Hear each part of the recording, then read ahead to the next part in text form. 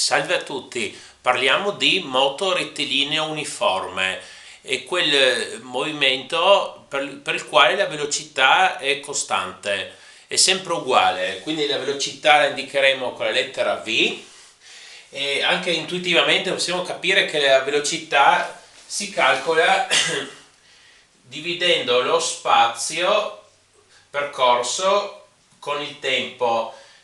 Questo ci viene chiaro già dall'unità di misura che usiamo per la velocità, ad esempio chilometri all'ora o metri al secondo. Abbiamo diviso lo spazio col tempo necessario per percorrerlo. E a proposito di chilometri all'ora e metri al secondo, come si fa la conversione da un'unità all'altra? Basta ricordarsi che tra una e l'altra abbiamo il fattore di conversione che è 3,6. Quindi, ad esempio, 72 km all'ora, se vogliamo convertirli in metri al secondo, dobbiamo fare 72 diviso 3,6. Se fate il calcolo, questi saranno metri al secondo, e se fate il calcolo 72 diviso 3,6 viene 20 metri al secondo. Quindi notate che tra km all'ora e metri al secondo per la stessa velocità il valore più grande è sui chilometri all'ora, il numero più grande, 72 lì è 20. Bene, allora adesso facciamo dei semplici esercizi. Diciamo che abbiamo un'auto che si muove a 90 km all'ora, quindi la velocità è 90 km all'ora e guida per un minuto.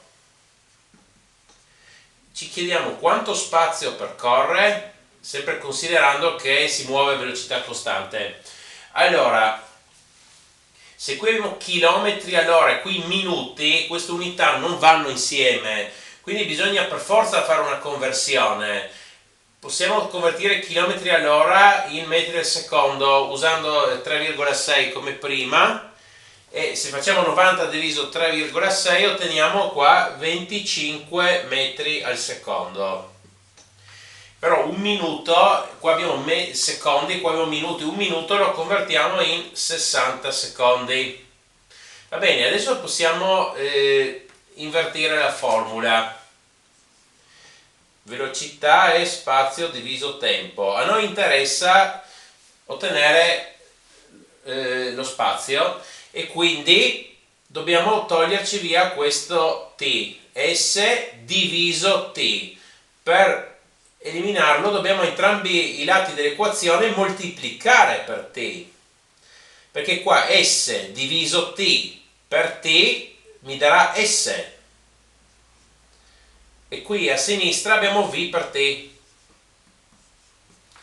quindi s è v per t e mettiamo 25 metri al secondo, magari lo scriviamo così come frazione, per 60 secondi.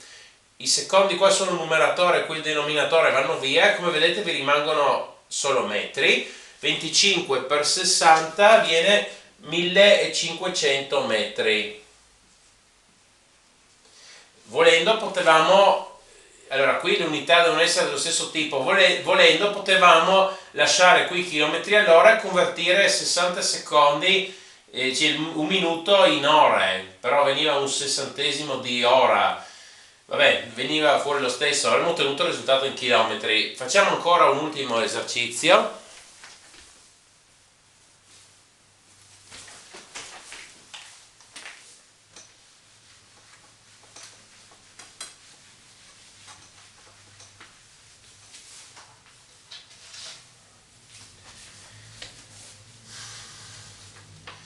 Mettiamo che dobbiamo percorrere una strada di 75 km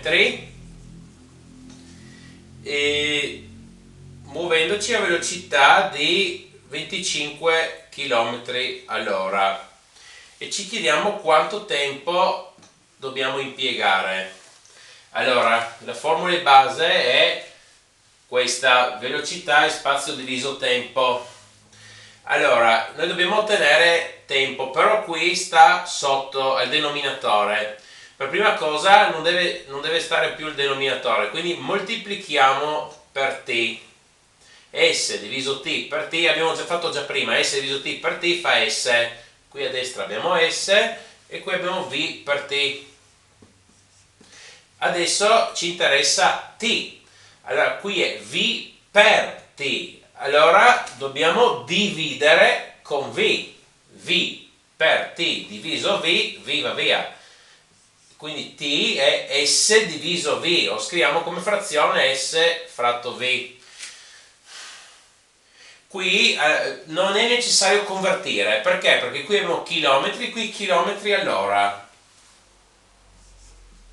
Quindi possiamo scrivere 75 chilometri diviso 25 chilometri all'ora. I chilometri si semplificano, l'unità di misura, se guardate 1 fratto 1 fratto ore, e quindi due volte il denominatore, quindi vengono fuori ore. 75 diviso 25 fa 3, vengono 3 ore.